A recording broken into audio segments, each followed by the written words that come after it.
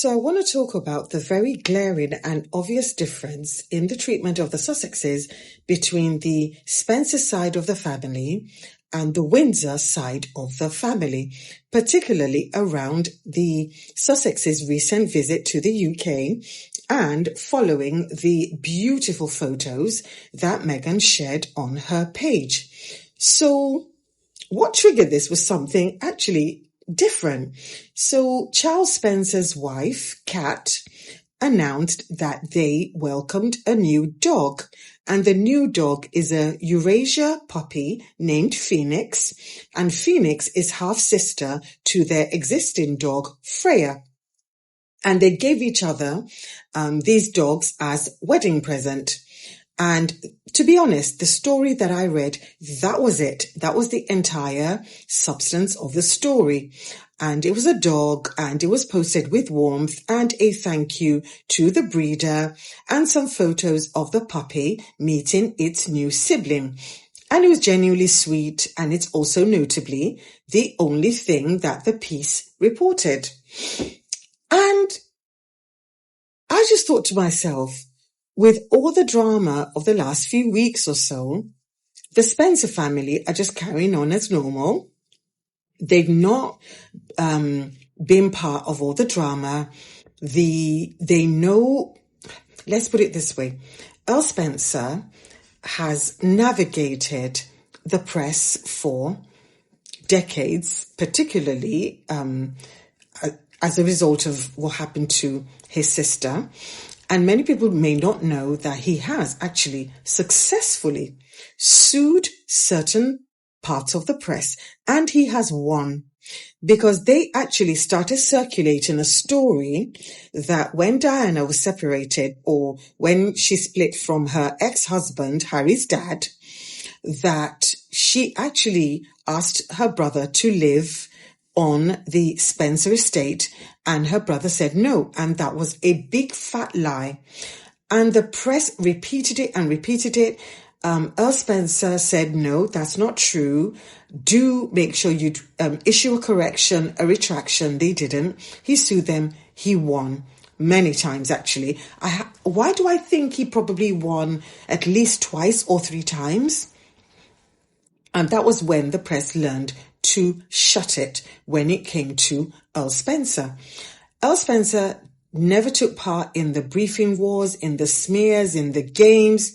He literally could have gone on record and he could have sold stories about the Windsors every blessed day of the week if he wanted to, because he was privy to a lot of information. However, we do know that the Spencer family and the Windsors, at least I believe they had members working for the Windsors. I believe the husband of Diana's sister used to work as the late Queen Elizabeth's private secretary. I believe a couple of other family members. So yeah, there was a bit of, intertwining. There was a bit of that going on. But Earl Spencer, since the day he said what he needed to say in that cathedral during Diana's funeral, he has made good his promise to both boys, i.e. Harry and the other brother. Now, I just get this impression, and I could be wrong, but I get the impression that it seems like Harry is closer to the Spencer family than his brother. Because I don't know if we see his brother doing anything with the Spencer family, but we certainly have seen the Spencer family making public support of Harry in particular. So during the christening of Archie, we know the Spencers were there because they were photographed. Yeah, we know that Spencer, when I say Spencers, I mean Diana's sisters, they were there during a Diana memorial when Harry was in town, and I believe it was the unveiling of Diana's statue. Again, Harry and the other brother were there. The aunts, as in Diana's sisters, were there, and you could see the difference between how they greeted the other brother and how they greeted Harry. Because with the other brother, it was like, hello, hello, hello. It was warm, but it was, still, in my opinion, fairly restrained. With Harry did his little shimmy. He did a little shimmy. He said, "Auntie!" And the greeting was much warmer. So I've always had this impression that, I don't know, there was more warmth towards Harry than the other brother.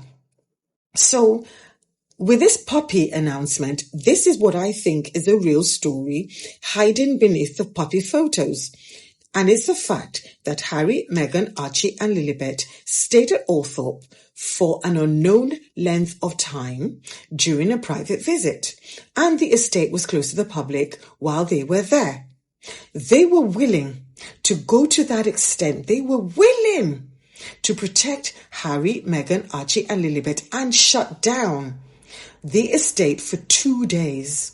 Now, many people may not know this, but many great estates in the UK, they run by being open to the public. So they will open parts of the estate, probably the grounds, part of the house, not the private wing, but that the family live in. They would open, maybe like, I don't know, the library or the tea room or whatever. They will open a part of it to the public because that generates a considerable amount of money to help run the estate.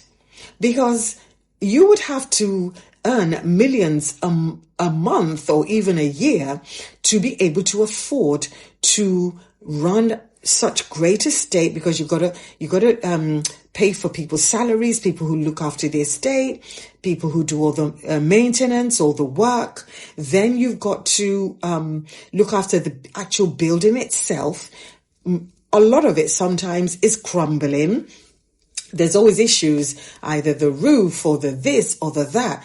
And because a lot of these buildings are listed, you can't really do a lot of modernization because they're listed. And once they're listed, they've got to be preserved in that exact way because this is mandated. This is legally mandated. So a lot of money is needed to run these estates. That's why quite a few old money titled people were marrying American heiresses in the late 1800s, early 1900s, something like that. Anyway, I'm not a history buff, but I know what I know, a little bit. Anyway, I know a tiny bit of this thing. So anyway, bottom line is money is needed, and Althorpe was shut for 2 days. Although some of us squaddies, we kind of clocked that very early that they might be staying there. They stayed there, no fuss, no muss. Nobody knew that they were there, and they were able to walk around on the grounds, as we saw from Meghan's photos. And Earl Spencer and his wife hosted his nephew's family. They kept it quiet. And the funny thing is, they had actual news to share. And they could have shared it, but not so far. Not a single leak, not a single smear in the newspapers, because the Earl is keeping his promise to Diana. If we now compare that to the Highgrove Summit, like I said, within 2 hours, because I did a video about this, within 2 hours, Katie Nicholl of Vanity Fair was telling us that Camilla had to dash from her home in Raymill. Squaddies, let's take about the absolute checkmate around all the situation that left the media completely perplexed. Look, can we give a huge shout out to the Spencers real quick? Because while the royal machine is out here leaking like a cheap kitchen sink, Diana's side of the family showed everyone how to actually handle business like grown-ups. Zero drama, zero frantic press releases, just quiet, airtight class. Here's the truth for anyone following this soap opera. Regular people get it. In the real world, if your family has a massive blowout or some internal chaos, you don't call the entire neighborhood into your living room to air out the dirty laundry. You close the front door, handle it inside, and keep moving. That's what makes the contrast so hilarious. On one side, you've got the palace dropping anonymous sources to the tabloids every 5 minutes, practically hyperventilating over who said what at breakfast. It's giving high school cafeteria energy. Meanwhile, the Spencers, total radio silence. They didn't trade quotes for headlines. They didn't run a messy PR campaign. They just moved in silence, kept their personal lives personal, and reminded everyone what actual old-school dignity looks like. It turns out you don't need a whole army of spin doctors to look respectable. You just need to learn how to keep your mouth shut. The Spencers gave a masterclass in holding down the family line without turning it into a circus. Respect where it's due. You know what really stood out to me? The silence. And for once, I mean that in the best way possible. Harry and Meghan were reportedly in the UK, yet the tabloids were left scratching their heads. No play-by-play updates, no mystery insiders popping up every 5 minutes, no endless stream of gossip. It was so quiet you could almost hear newsroom editors asking, "Has anybody caught anything?" Nope. Now that's how you protect family. The Spencer family didn't need to hold a press conference or make a big show about respecting privacy. They simply kept family business, family business. Funny how that works, isn't it? Sometimes the strongest message isn't what you say, it's what you refuse to leak. And honestly, regular people understand this better than anyone. If your cousin comes over for Sunday lunch, you don't call the whole neighborhood with live updates. You don't post every conversation online. You spend time together, enjoy the moment, and let people go home in peace. That's just common sense.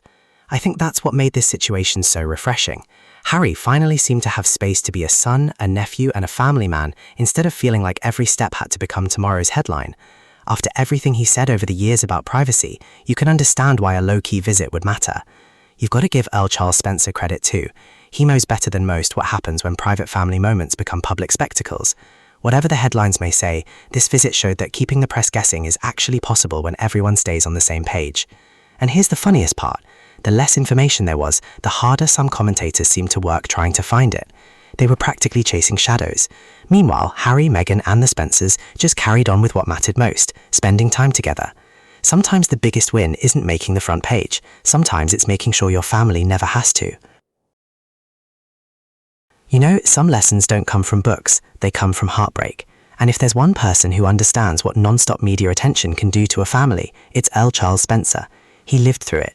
He watched his sister, Princess Diana, become one of the most photographed women on Earth, and he also saw the heavy price that came with it. So when people wonder why privacy seems to matter so much around the Spencer family, the answer isn't complicated. Once you've seen what happens when every family moment becomes public property, you don't rush to invite more cameras, you protect what you can. That's just human. I actually respect that. Think about it like this. If your family has been through something painful, you're going to lock the front door a little tighter next time. You're not being rude, you're being careful.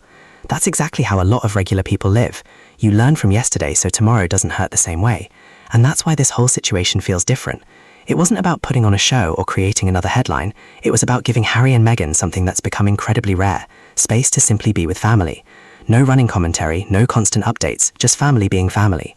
You can also understand why Harry would value that kind of environment. He's spoken for years about wanting to protect his wife and children from the pressures that affected his own childhood. Seeing the Spencer side quietly keep things private sends a simple message. Not every precious moment belongs in tomorrow's newspaper. Meanwhile, some people were probably waiting for leaks, secret briefings, or another dramatic story to land. Instead, silence. And honestly, that silence said more than 1,000 headlines ever could. Sometimes the greatest way to honor someone isn't by talking about them every day.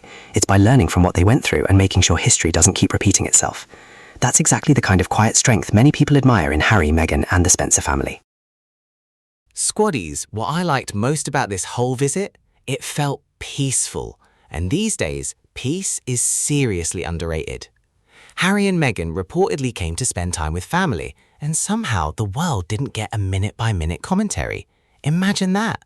No exclusive insider saying what was served for lunch. No dramatic countdown every time someone walked through a gate. The tabloids must have been refreshing their phones every 5 seconds, hoping somebody would spill something. That's the difference when people actually respect your space. They let you breathe, they let you laugh, catch up, and enjoy each other's company without turning it into tomorrow's front page circus.